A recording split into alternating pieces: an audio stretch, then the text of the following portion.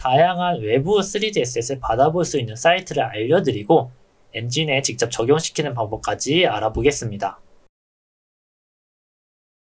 첫 번째로 소개해드릴 사이트는 스케치팹입니다. 스케치팹은 21년 7월 20일부로 에픽게임즈에 합류하게 되면서 에픽게임즈와 협력관계가 되었습니다. 스케치팹에서는 다양한 아티스트 분들께서 만든 작품을 전시, 판매, 공유를 하는 사이트인데요. 매우 다양한 에셋들이 있는데 다운로드하고 엔진에 적용까지 해볼게요. 설명란에 있는 링크를 통해 사이트에 접속하게 되면 이렇게 화면이 나오게 되는데요. 회원가입을 해야 스케치팹을 이용할 수 있습니다. Join for free 회원가입을 눌러주면 다양한 계정을 통해 로그인할 수 있는데 특별한 경우가 아니라면 에픽게임즈 계정으로 로그인해 줄게요. 로그인이 완료되었다면 좌측 상단에 익스플로어 이 부분을 눌러주겠습니다. 이곳에서는 다양한 에셋을 살펴볼 수 있는데 저희의 목적은 에셋을 다운로드하고 엔진에 임포트하고 싶기 때문에 Others 부분에서 다운로드 에이블을 눌러서 다운로드가 가능한 에셋들만 보이게 해줄게요. 이곳에 다양한 에셋들이 있는데 썸네일의 우측 상단에 보면 다운로드 모양의 아이콘이 보이게 되는데요. 이것은 무료로 다운로드 할 수 있다는 뜻이고 다른 에셋을 살펴보면 달러 모양의 아이콘이 있는 걸 볼 수 있는데요. 이건 일정 금액을 지불해야지만 다운로드 할 수 있다는 뜻입니다. 유료 에셋이에요. 다음으로 가장 상단의 검색창을 활용해서 원하는 카테고리를 입력하면 관련된 에셋들을 보여주게 됩니다. 아무 에셋이나 다운로드 해볼게요. 저는 그냥 가장 상단에 있는 에셋을 받아보겠습니다. 에셋을 클릭하면 프리뷰를 통해 다양한 방향에서 에셋을 살펴볼 수 있습니다. 마우스 좌클릭을 통해 회전, 우클릭은 이동, 확대 축소는 마우스 휠을 통해서 가능해요. 살짝 아래로 내려보면 다운로드 3D 모델이 있습니다. 이걸 눌러줄게요. 그럼 다양한 형식으로 에셋을 받을 수 있게 되는데 저희는 FBX 형식으로 받아주겠습니다. 다른 형식으로도 엔진에 임포트 할 수 있지만 얼리얼 엔진에 가장 적합한 파일 형식은 FBX 파일 형식입니다. 다운로드 눌러서 받아줄게요. 다운로드를 하면서 몇 가지 설명드리겠습니다. 이 에셋을 엔진에 적용시키고 프로젝트를 상용화하고 싶을 때가 있으실 텐데요. 관련 라이선스, 즉 저작권은 아래 설명란을 보시거나 설명에 안내되어 있지 않다면 댓글을 통해서 제작자분께 문의하시면 되겠습니다. 무료로 제공하고 있지만 저희가 그냥 사용하는 것과 판매 목적으로 사용할 때의 기준이 다를 수가 있어요. 상용화가 목적이시라면 라이선스를 잘 살펴보시길 바랄게요. 다운로드가 완료되었다면 압축을 풀어주시고 폴더를 열어서 살펴보겠습니다. 에셋마다 폴더의 형식이 조금씩 다르겠지만 크게 보면 비슷할 거예요. 이 에셋 같은 경우는 소스와 텍스처로 나누어져 있고 텍스처를 보면 머티리얼에서 잠깐 배운 텍스처들이 있습니다. 자세한 건 조금 이따가 다룰게요. 이번에는 소스 폴더를 열어보겠습니다. 이 파일 같은 경우는 압축이 한 번 더 되어 있네요. 한 번 더 풀어줄게요. 파일의 속성을 보면 저희가 받은 FBX 파일 형식으로 되어 있는 것을 볼 수 있습니다. 파일을 임포트하기 전에 구분해주기 위해서 새로운 폴더를 만들어 줄게요. 필터 기능을 꺼주겠습니다. 폴더 이름은 3D Asset 이라고 해주고 알아보기 쉽게 컬러도 추가해 줄게요.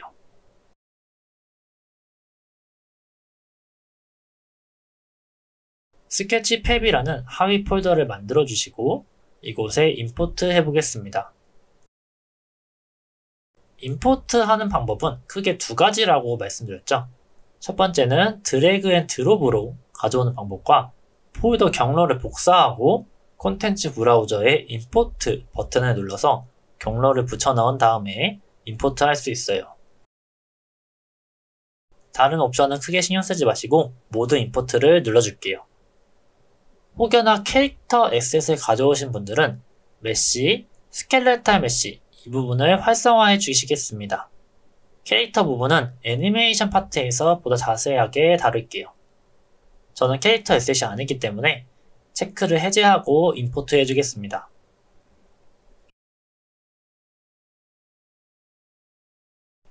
그럼 이런 식으로 노란색 경고창이 뜨게 되는데 노란색 경고창은 큰 문제가 아니니 그냥 무시해 줄게요.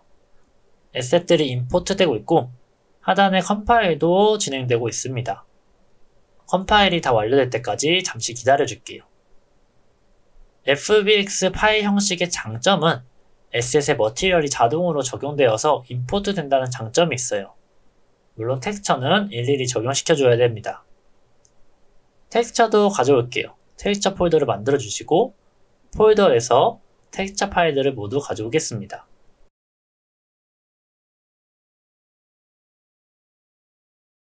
왜 이곳에도 또 텍스처 파일이 있는지 모르겠네요. 제가 봤을 땐 똑같은 파일인 것 같습니다. 임포트 해줄게요. 일단 에셋을 레벨에 배치해 보겠습니다.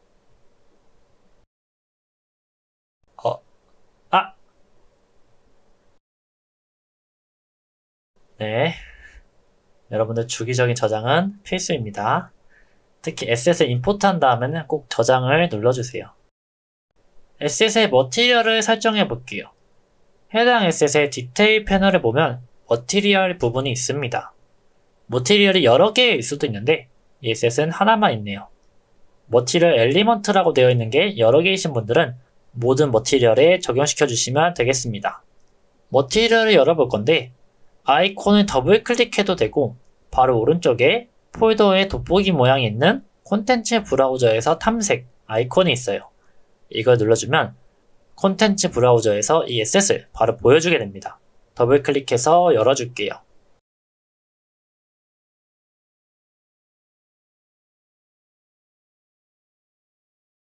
머티리얼 파트에서 배운 창이 나타났습니다. 기존에 있던 노드는 다 지워줄게요. 조금 전에 임포트한 수많은 텍스처 중에서 이 에셋에 맞는 텍스처를 적용시켜 줄 건데 어떤 텍스처가 이 에셋의 텍스처인지 모르겠습니다. 빠르게 찾을 수 있는 방법을 알려드릴게요. 에셋을 클릭하고 아웃라이너를 통해 이름을 살펴보면 앞쪽은 다 똑같고 뒤쪽에 포탈 언더바 03이라고 되어 있네요. 대부분의 메시는 텍스처의 이름도 동일하게 되어 있습니다. 텍스처 폴더에서 포탈 언더바 03이라고 검색해 볼게요. 그럼 이 에셋에 맞는 텍스처만 보여주게 되는데요. 드래그 앤 드롭으로 머티리얼에 가져오겠습니다. 대부분의 묶음 에셋은 이런 식으로 이름이 구분되어 있어요. 제가 정말 많은 3D 에셋들을 받아왔었는데 메시가 하나만 있는 에셋을 제외하고는 중구난방으로 되어 있는 에셋은 본 적이 없던 것 같습니다. 텍스처를 살펴볼게요. 다양한 텍스처들이 있는데 지금 보여드리는 표에서도 알 수 있다시피 어떤 텍스처에는 베이스 컬러라고 표현하는데 또 어떤 텍스처에는 알베도나 디퓨즈, 틴트라고 표현할 때가 있습니다. 색깔이나 표면, 높낮이 등을 표현하는 데 있어 비슷하거나 같은 기능을 하는 텍스처이지만 다양한 이름으로 사용되고 있어요. 저 같은 경우는 알베도라고 되어 있습니다. 다음은 AO라고 되어 있는데 이거는 앰비언트 오클루전입니다. 이것도 추후에 다루도록 할게요. 다음은 메탈릭이네요. 메탈릭에 연결해 주겠습니다. 노말도 적용해주고 마지막 하나 러프니스도 연결해 줄게요. 적용을 눌러서 확인해 보겠습니다. 그럼 머티리얼이 잘 적용되어 있는 것을 볼 수 있어요. 다음 에셋까지만 적용해 볼게요. 이 에셋의 이름은 발코니 언더바 01입니다. 머티리얼을 더블 클릭해서 열어주고 텍스처를 가져올 건데 발코니라고 검색하면 필터링이 될 것 같아요.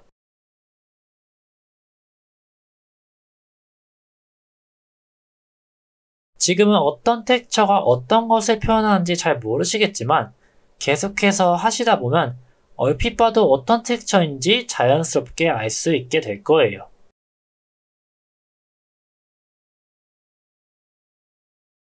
만약 이런 식으로 이상하게 나온다면 텍스처나 머티리얼을 다시 한 번 더 확인하시면 되겠습니다. 여러 액터가 들어있는 에셋을 받을 경우 이렇게 기즈모가 한쪽으로 모여있는 경우가 있는데요. 이전 2강에서 알려드린 기즈모를 옮기는 방법을 한 번 더 설명드리겠습니다. 기즈모에 마우스를 올리고 마우스 좌클릭과 휠 버튼을 동시에 누른 상태에서 위치를 조정해 줄 수 있습니다. 그런데 이렇게만 할 경우 다른 액터를 누른 상태에서 다시 선택하면 기즈모의 위치가 원상태로 돌아가게 되는데요. 그래서 위치를 옮긴 상태에서 액터를 우클릭하고 피벗 오프셋으로 설정, 이거를 눌러줘야 됩니다. 이렇게 해줄 경우 다른 액터를 클릭하고 다시 선택해도 기즈모가 영구적으로 옮겨진 것을 알 수 있습니다. 이번에는 다른 3D 에셋도 살펴볼게요. 방금 받은 에셋 같은 경우는 FBX 형식의 에셋을 가져왔지만 FBX 형식을 제공하지 않는 파일도 있을 수 있습니다. 네, 여기 있네요. 이 에셋 같은 경우는 FBX 파일 형식은 없고 다른 형식만 있어요. 물론 OBJ나 GATF 등 얼리얼 엔진에 바로 임포트 할 수 있긴 한데 제가 지금 알려드리려고 하는 거는 얼리얼 엔진에 임포트가 불가능한 형식의 에셋은 어떻게 FBX 형식으로 변환하는지 알려드리겠습니다. 지금 당장 외우실 필요는 없고 혹여나 필요하실 때 영상을 다시 보시거나 카페에 올려놓은 요약본을 통해 확인하시면 되겠습니다. 3D 모델링 툴을 사용하셨던 분들은 이미 알고 계시겠지만 그렇지 않은 분들을 위해서 설명드릴게요. 3D 모델링 툴에는 3D Max, 마야 이러한 다양한 3D 모델링 툴이 있습니다. 다만 이런 툴들은 모두 유료 프로그램이기 때문에 블렌더라는 무료 3D 모델링 툴을 소개시켜 드리겠습니다.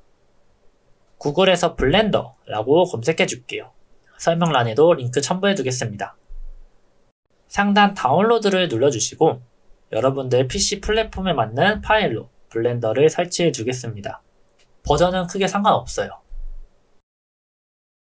설치가 완료됐다면 블렌더를 열어줄게요.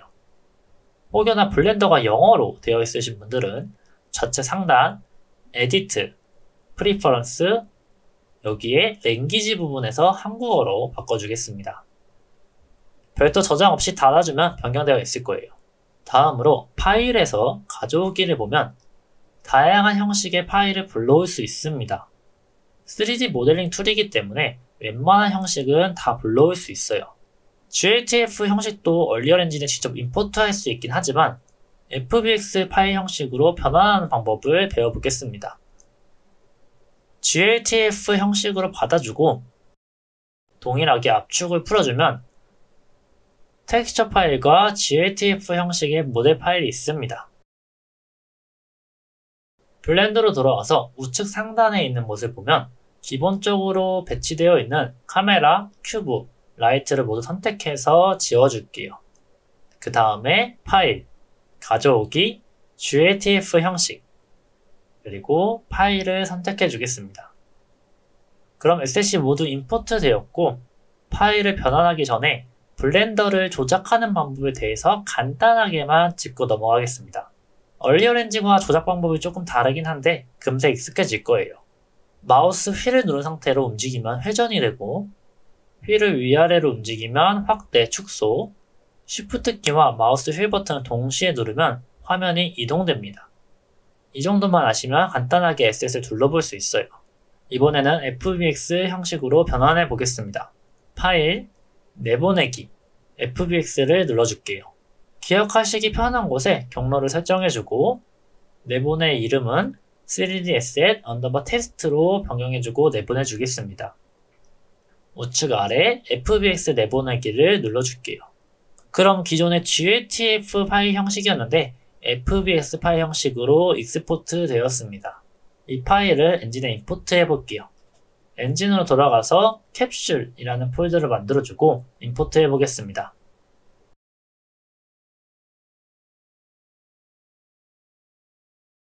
이번 경고창도 무시해줄게요. 그럼 이렇게 정상적으로 임포트가 되었고 레벨에도 배치가 되었습니다. 이번에는 잊지 않고 저장해 주겠습니다. 머티리얼을 열어줄게요.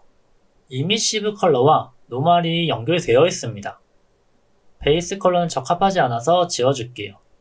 아까 했던 것처럼 텍스처 파일을 만들어주고 드래그 앤 드롭으로 임포트 해주겠습니다.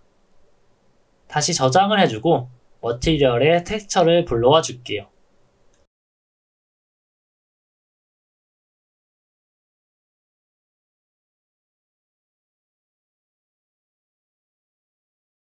기존에 있었던 건 지워주겠습니다. 다른 텍스처는 하나의 이름을 가지고 있어서 바로바로 연결할 수 있는데 이 텍스처를 보시면 메탈릭과 러프니스가 같이 있어요. 이건 이 텍스처에 R 채널, G 채널, B 채널에 각각 값이 들어가 있는 건데요. R 값을 제외하고 G와 B 채널을 비활성화해주면 이전에 봤던 메탈릭과 러프니스의 값인 0부터 1의 사이의 값을 가지고 있는 텍스처가 보이게 됩니다. G와 B 채널도 확인할 수 있어요.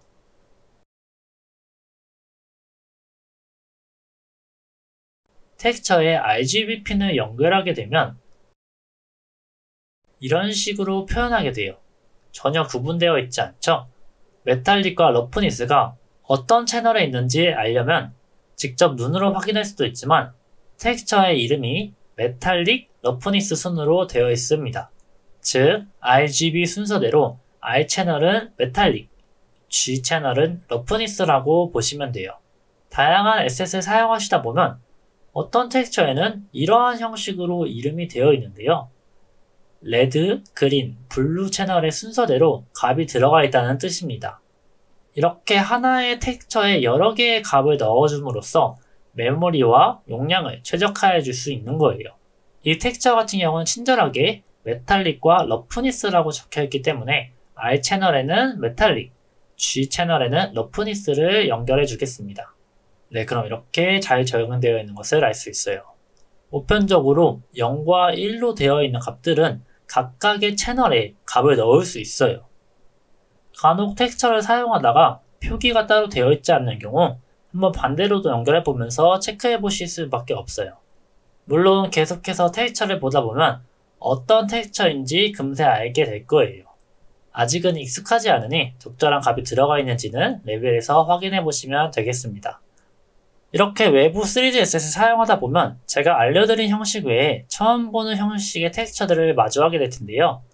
입문 과정에서 모두 다르면 좋겠지만 그러기에는 앞으로 배울 게 너무나도 많아서 초급 강의에서 자세히 다루겠습니다. 이번 4강에서 가장 중요한 건 다양한 형식으로 된 3D 에셋들을 FBX 파일 형식으로 변환하고 엔진에 임포트하는 과정을 익히시는 겁니다. 스케치팹에서 마지막으로 하나만 더 보고 다음 사이트를 소개해 드릴게요. 아티스트 분들께서 굉장히 다양한 파일 형식과 텍스처 형식을 사용하고 있기 때문에 지금 짚어드려야지 여러분들이 적어도 입문 과정에서 저 없이도 다양한 에셋을 엔진에 적용할 수 있을 것 같습니다. 그냥 바로 앞에 있는 자동차 에셋을 한번 사용해 볼게요. 저도 처음 보는 에셋인데 한번 보겠습니다. 좌측 하단 다운로드 3D 모델을 눌러주시고 다행히 이 에셋은 FBX 형식이 있네요.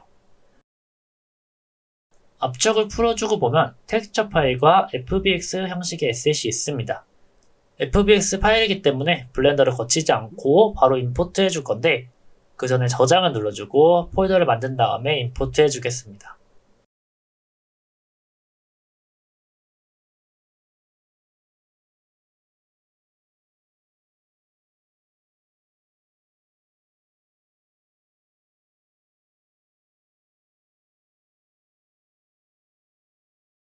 이번에는 경고창이 좀 많은 걸 보니까 3D 에셋이 굉장히 세분화되어 있는 것 같습니다. 네, 역시나 여러 개로 나눠져 있네요. 머티리얼도 폴더를 따로 만들어서 이동시켜 주겠습니다.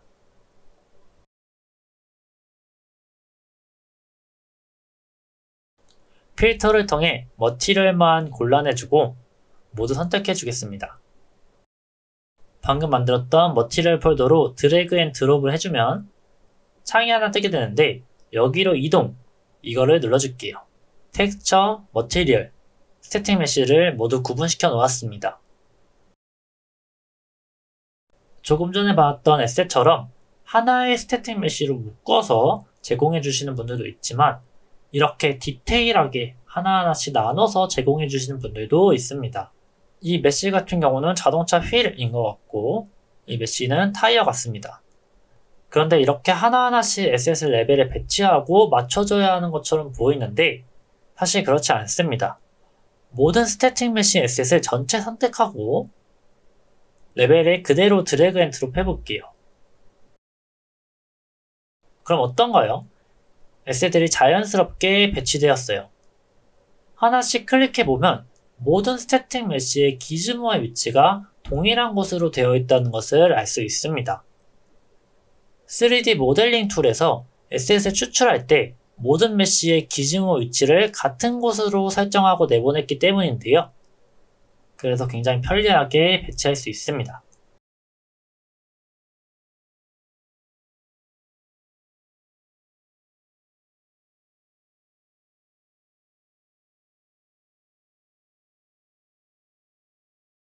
이번에도 머티리얼을 적용해보기 전에 에셋이 너무나도 많기 때문에 관리하기가 까다롭습니다.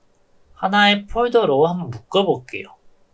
아웃라이너에서 마세라티라고 되어 있는 액터를 모두 선택하고 우클릭, 다음으로 이동, 새 폴더 생성을 눌러주겠습니다. 검색 기능을 끈 다음에 폴더의 이름을 자동차라고 변경해줄게요. 그 다음 폴더의 비지빌리티를 껐다 켜주면서 혹시라도 누락된 메쉬가 있는지 확인해 주겠습니다. 다음으로는 이 에셋을 이동하려고 하면 또다시 선택해줘야 하는 불편함이 있는데요. 그렇기 때문에 그룹이라는 기능을 배워보겠습니다. 레벨에 배치되어 있는 액터를 한 번에 그룹 형식으로 묶어서 이동시키고자 할 때는 그룹으로 만들고 싶은 액터를 모두 선택하고 우클릭을 하면 그룹이라고 있습니다. 단축키는 Ctrl G예요. 이렇게 그룹으로 만들어주면 다른 곳을 클릭했다가 다시 선택을 해도 그룹으로 묶여져 있기 때문에 이동시키거나 크기를 조절할 때 굉장히 편리합니다. 다만 참고하실 점은 엔드키를 눌러서 바닥의 스냅 기능을 사용하게 될 경우 각각의 메쉬 단위로 이루어진다는 점을 참고하실게요. 나중에는 이 하나하나씩 되어 있는 메쉬들을 합치는 기능을 배우면 바닥의 스냅 기능을 사용할 수도 있을 거예요. 그것도 추후에 배우게 될 겁니다. 다음으로 머티리얼을 적용시켜주기 위해 그룹을 해제해 주겠습니다. 해제하는 방법은 액터를 우클릭하거나 아웃라이너에서 우클릭을 하면 언그룹이 있어요. 언그룹을 눌러도 되고 단축키는 Shift G입니다. 메쉬가 세세하게 구분되어 있는 것처럼 머티리얼도 굉장히 많아요. 이렇게 세세하게 구분되어 있다면 머티리얼에 텍스처를 하나하나씩 연결해줘야 되는 불편함이 있는데요. 단점처럼 보이지만 이게 장점이 될 수도 있습니다. 머티리얼이 하나로 된 에셋을 보면 메쉬의 일부분만 내가 원하는 머티리얼을 변경시키고 싶은데 해당 에셋의 머티리얼이 하나로 되어 있기 때문에 변경하기 굉장히 까다롭습니다. 텍스처를 다시 수정하거나 모델링을 통해 분리시켜줘야 돼요. 그런데 이렇게 메쉬들이 세분화되어 있으면 디테일하게 변경할 수 있습니다. 이 차량의 색을 파란색이나 빨간색, 혹은 휠의 색상을 하얀색으로 바꾸고 싶을 때는 굉장히 편리하겠죠? 이렇게 장단점이 있어요. 다음으로는 차량의 머티리얼을 적용시켜 볼게요. 텍스처를 모두 선택해서 텍스처 폴더로 임포트 해줄게요. 그런데 지금 보면 텍스처 개수는 이 정도뿐인데 머티리얼은 굉장히 많습니다. 이럴 경우 머티리얼들을 직접 하나씩 만들어줘야 합니다. 텍스처의 이름을 보면 브레이크, 로고, 타이어만 있는데요. 일단 여기 있는 텍스처로 만들어 볼게요. 타이어 머티리얼을 만들어 보겠습니다. 타이어를 클릭하고 머티리얼을 열어줄게요.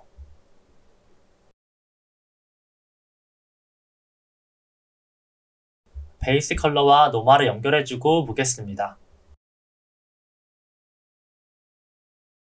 타이어의 옆면은 잘 적용된 것 같은데 다른 부분은 적용이 잘 안 된 것 같습니다.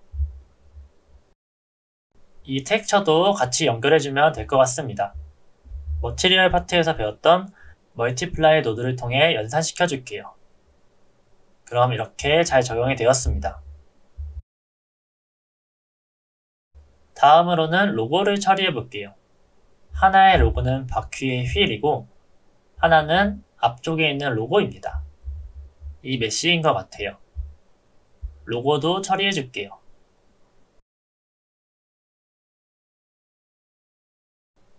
타이어 로고 휠은 아마 이쪽인 것 같습니다.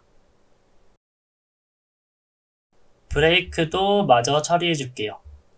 텍스처를 보니 브레이크 디스크 부분인 것 같아요. 나중에는 텍스처만 봐도 어느 부분인지 금세 짐작하실 수 있을 거예요.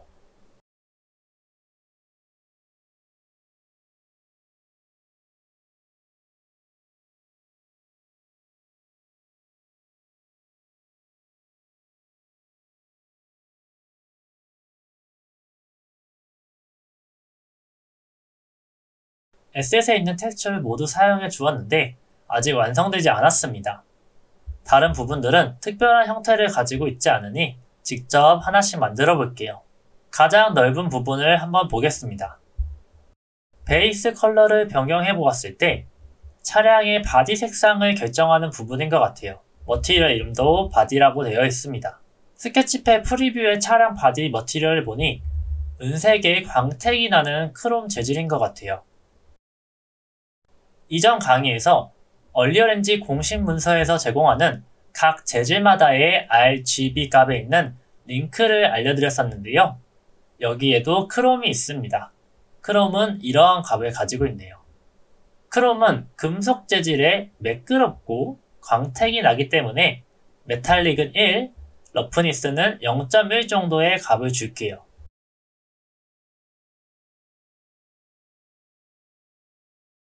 완전 똑같진 않지만 거의 유사한 것 같습니다. 머티리얼을 배웠기 때문에 텍스처가 없는 에셋을 임포트해도 저희가 직접 머티리얼을 만들고 적용도 할 수 있게 되었습니다. 나머지 머티리얼도 만들어 볼게요. 블랙이라고 색상이 명명되어 있는 머티리얼은 이름 그대로 검은색으로 처리해 주겠습니다. 무슨 에셋인지는 모르겠지만 블루 이 머티리얼도 처리해 줄게요. 크롬이라고 되어 있는 머티리얼이 있는데 조금 전에 만든 크롬 머티리얼을 그대로 만들어주면 될 것 같습니다. 여기서 팁을 하나 더 드릴게요. 머티리얼에 있는 노드도 복제, 복사 붙여넣기가 가능합니다. 복사하고 싶은 노드를 모두 선택하고 컨트롤 C를 해준 다음에 붙여넣고 싶은 머티리얼로 가서 컨트롤 V를 하면 복사 붙여넣기가 가능해요. 이제는 연결만 시켜주면 됩니다. 적용을 하면 어딘지 모르겠지만 크롬 재질로 적용되었습니다. 다른 머티리얼들도 빠르게 처리해 줄게요.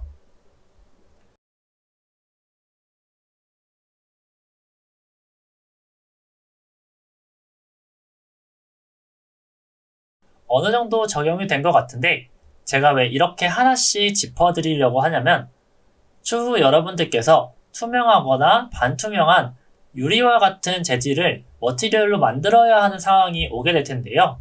입문자 강의에서는 유리 재질을 다루지 않기 때문에 초급자 강의까지는 기다리기 어려울 거예요. 그래서 유리 머티리얼만 간단하게 짚고 넘어가겠습니다. 유리 에셋을 보면 머티리얼 이름이 D글래스라고 되어 있고 몇 가지 다른 머티리얼도 글래스라고 되어 있습니다. 아래 링크를 통해 카페에 들어가면 텍스트 파일을 하나 올렸습니다. 입문 강의 게시판에 4강 게시풀에 있는 텍스트 파일을 받아서 열어보시면 알아볼 수 없는 내용이 있는데요. 크게 신경 쓰지 마시고 컨트롤 A를 눌러 전체 선택을 한 다음에 컨트롤 C를 눌러 복사를 해주겠습니다. 머티리얼로 돌아와서 빈 공간을 클릭하고 컨트롤 V를 눌러서 붙여 넣어줄게요. 그럼 이렇게 노드가 생기게 될 거예요.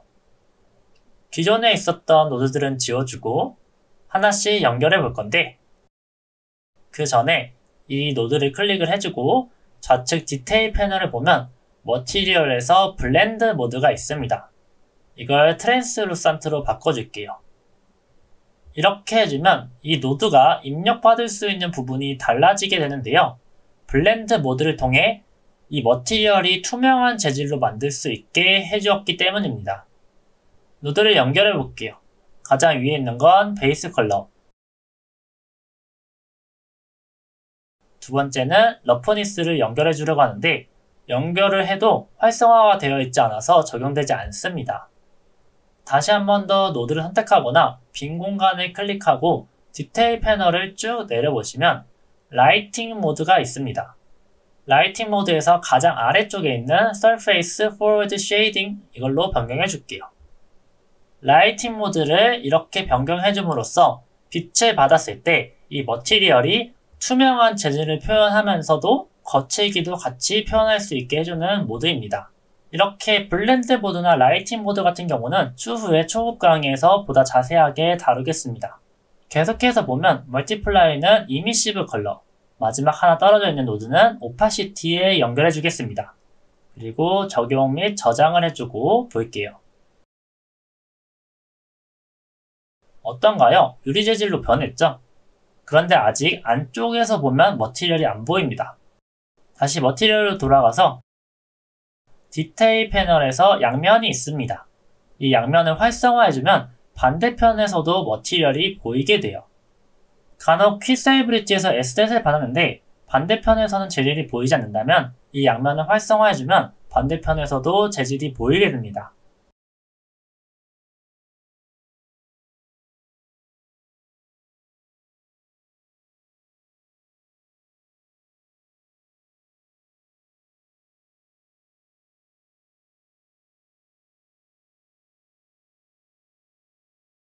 앞으로 불투명한 재질의 머티리얼을 사용하게 될 때가 올 텐데요.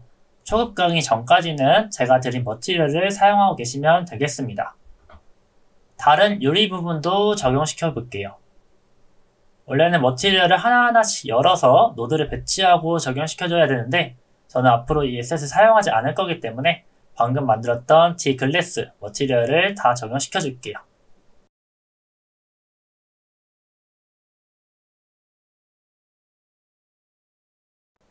남은 머티리얼도 마무리해 주겠습니다.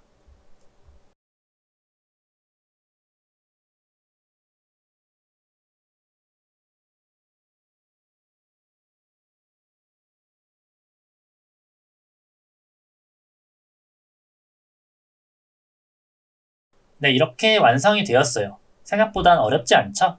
다음 사이트를 알려드리기 전에 유리 재질을 살짝 짚고 넘어가겠습니다.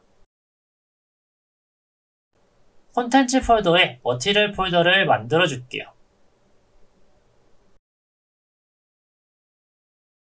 색상도 변경해 주겠습니다.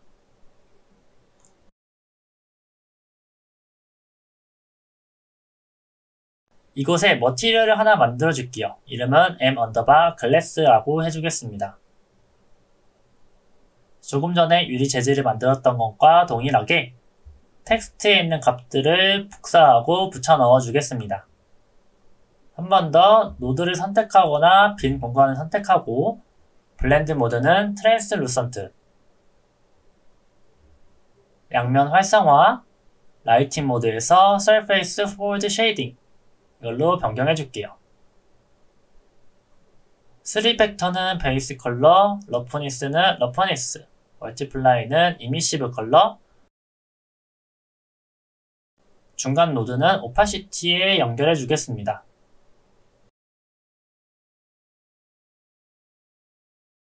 노드를 이렇게 바로 연결시켜 줄 수도 있는데 노드선을 더블 클릭하면 중간 연결 노드가 생기면서 선을 보다 깔끔하게 정리할 수 있습니다. 연결이 모두 완료되었으면 적용 및 저장을 눌러줄게요. 머티리얼을 인스턴스로 만들어주겠습니다. 이름은 mi_glass로 해줄게요. 레벨에 큐브를 배치하고 머티리얼 인스턴스를 적용해줄게요. 그리고 열어주겠습니다. 그리고 틴트 컬러를 변경해 보겠습니다. 그럼 여러가지 색상의 유리를 표현할 수 있게 되었고 오파시티를 통해서 유리를 투명하거나 불투명하게 할 수 있어요. 투명도 특성상 음수값으로 내려가면 더 밝아지고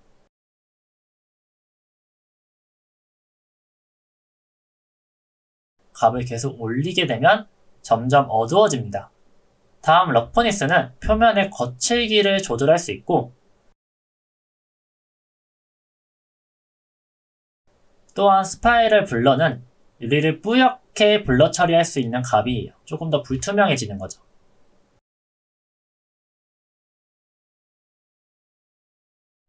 이 머티리얼을 가지고 계신다면 특별한 경우가 아닌 이상 웬만한 유리 재질을 표현할 수 있을 거예요. 추후 초급 강의에서는 다양한 종류의 머티리얼을 만들 예정이니 천천히 따라오시면 되겠습니다.